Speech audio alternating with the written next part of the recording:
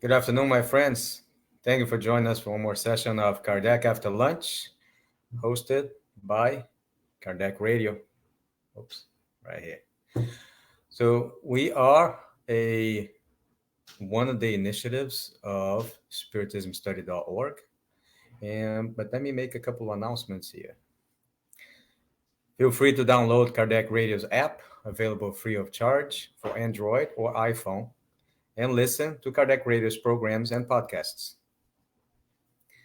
Feel encouraged to send questions, comments, or suggestions to Kardec Radio's Twitter account. And although all of this work is done by volunteers, there are costs associated with web and app hosting, along with broadcast and publishing. So if you're able to, please be kind and donate so this work of love may continue for many years to come. Also, be encouraged to interact, ask comments, questions, suggestions. They're all welcome. Okay. And let us start our study. We're going to be reading from the Medium's book right up there. Okay. And if you happen to have this edition right here of the book, you can open it up on page number 149. Okay. And you can follow along our reading. Feel free, once again, to ask questions, send suggestions, whichever. And if I feel like the audience could benefit from it, I will put your comment up on the screen if you're watching this live, of course. If you're watching on demand, also feel free to send questions, comments, or suggestions, and I'll try to respond as quick as possible, okay? So 149, number 19, that's the item we are. We're talking about visual manifestations. We are on chapter number 6. So the question is, does the seeing of spirits occur in the normal state or only during ecstasy?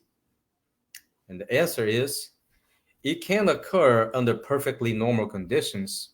However, those who see them are almost always in a special state which approaches ecstasy and which gives them a kind of a second sight. And there's a note saying, see the Spirits book number 447. Oh, thank you, Solange Souza, for your support. I appreciate it. And then we go on to question number 20. Do those who see spirits do so with their eyes? And the answer is, they think they do, but in reality, it's their soul that sees them. This is proven by the fact that they can still see them with their eyes closed. And also, not mentioned here, but I imagine it just came to my mind right now. What about blind people? Do you think blind people are unable to see or to dream? Dreaming of a visual manifestation? And that's more of a question than a statement. Number 21. How can a spirit render itself visible?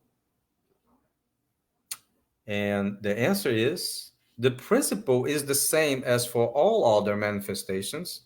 It resides in the properties of the perispirit, which can undergo as many modifications as the spirit sees fit. Of course, not only there is a ability of the spirit, but also it's a very important note, permission. Some modifications, especially appearance to deceive others, not permitted, not allowed. Okay. I'll have a comment here by Felicia. Thank you for your support. Blessings. Beautiful message always. Thank you. I appreciate it. So, and little from Solange Souza. Thank you. Number 22. Can a spirit per se make itself visible, or can it only do so with the aid of the perispirit? And the answer is, in your material state, spirits can only manifest themselves with the aid of their semi-material envelope, which is their intermediary, which they act upon your senses. Under this envelope, they can appear in human form or any other, whether in dreams or in the waking state. whether in full light or in darkness. So you see how it is very. Oh, hello, Beth Cruz. Thank you also for your support. It is very important for us to educate ourselves so we less inclined to commit mistakes in regard to interpretation of why something is happening, or why is the providential reason for it, right? And also that will be paramount because we'll be following one of the maxims of Spiritism, which is love one another and educate yourselves, right? So we are going to number 23. Could, sorry, could we say that it is through a condensation of the perispirit's fluid that the spirit makes itself visible?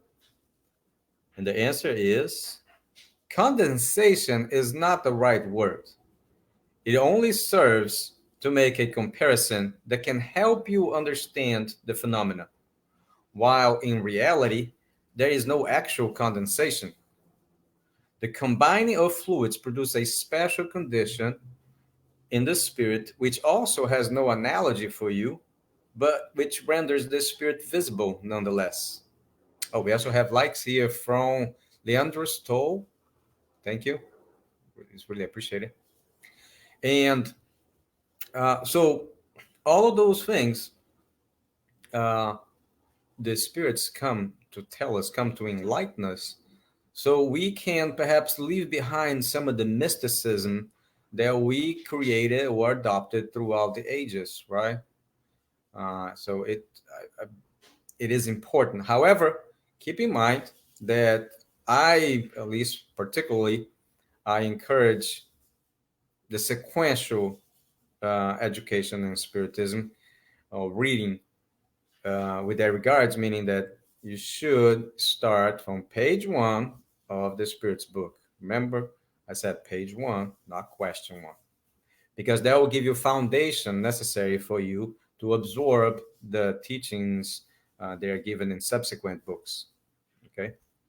Question number 24. Are the spirits who appear always intangible and inaccessible? The answer is, in their normal state, they are intangible like in a dream. Nevertheless, they can make an impression upon your sense of touch and leave signs of their presence. In some cases, they can even render themselves tangible for a moment, which proves the existence of some kind of matter between them and you. Ronaldo Correa is also hello from Coral Springs, Florida. And we are broadcasting from Pinellas Park, Florida. Thank you for your support. So, number 25. Is everyone capable of seeing spirits? Very, I don't say important, but a very enlightening question, right? So, is it mediums the only ones able to, or is anyone able to? So, the answer is during sleep, yes, but not while awake. During sleep, the soul sees directly without an intermediary. While you are awake, the soul is influenced by the organs to different degrees. Thus, the conditions are not the same in the two instances. Um, Solange has also sent a couple more blessings. Appreciate it. But you see, in the waking state, some have referred many times to the body as the prison of flesh in which the spirit resides. And this prison dulls our senses, and the spirit is not able to have the freedom uh, to feel or behave in a way as it can while in its um, I guess more roaming state when you were sleeping or of course when we make the transition back to the spiritual world, right? Question number 26. What does the faculty for seeing spirits in the waking state depend on? The answer is it depends on the organism and the greater or lesser ease with which the fluid of the seer combines with that of the spirit. Hence, it is not enough for the spirit simply to want to show itself. The spirit must find the required aptitude in the individual to whom it wants to show itself. So, you see, there is not just the will and the permission that is required from the spirit, the discarnate spirit. The incarnate spirit, which us, also has to have some aptitude. So if ourselves, if we will have mediumship ability, not only the ability itself, but an aptitude, a affinity to be able to make that connection, all right? And if we are not the medium or ourselves, then of course someone with the mediumship abilities and the right affinity can act as an intermediary for us in certain communications, being the spoken one or the written one, of course, not the visual one, right? That could describe it for us. Continue. So actually, this is a sub question to item number 26. Can this faculty be developed through practice? Also, a very noteworthy question because some people have decided to try to develop their mediumship abilities through which many different reasons. It is important for us to be aware of if there is a possibility, should we pursue? So let's read it. It can be, as can all other faculties. However, it is a faculty that is better left to develop naturally rather than artificially, because in the latter case, sorry, there is a risk of overexciting the imagination. So, let's continue here. The common and permanent ability to see spirits, its exceptional and normal human conditions are not conducive to it. So, it is very um, it's rare for someone to be able to see spirits all the time, and will, of course, it will be troublesome for that person to be able to behave or to live in the material life without being perhaps able to make the differentiation between who is incarnate, who is not. Uh, I believe there are a couple of mediums from Brazil, very renowned ones, who have mentioned not being able to drive a car, particularly for that reason. Number 27. Can spirit apparitions be artificially induced?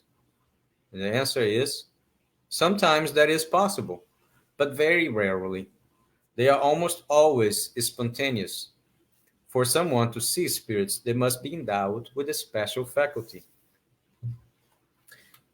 And as we get into the end of our reading for today, and just a little explanation for those who are not perhaps aware of why we do this. So we do it very quick, we do it simply, spontaneously, we do it reading directly from the book, just a little bit of reading and commentary, so you can see not just how easy it is for you to start studying Spiritism, but also we do it during the day. Try to reach you during your daily routine, because I feel that many of us perhaps treat Spiritism as a extracurricular activity, which doesn't really take part in our lives. Some of us only have them to have a chance to go to your local Spiritist society on the weekends, and like I said, perhaps this it's not conducive for us to apply, which really what we should be doing, apply or learning, apply what we have been discussing about in our daily lives. Not just because it's easy being a spiritist at the Spiritist society. It's a whole nother thing, and that's the important one, to be a spiritist out there with your family, with friends, with unknown persons in the street, also, but with your coworkers. So thank you very much for your support. Thank you to Kardec Radio. And until next time, Godspeed to all.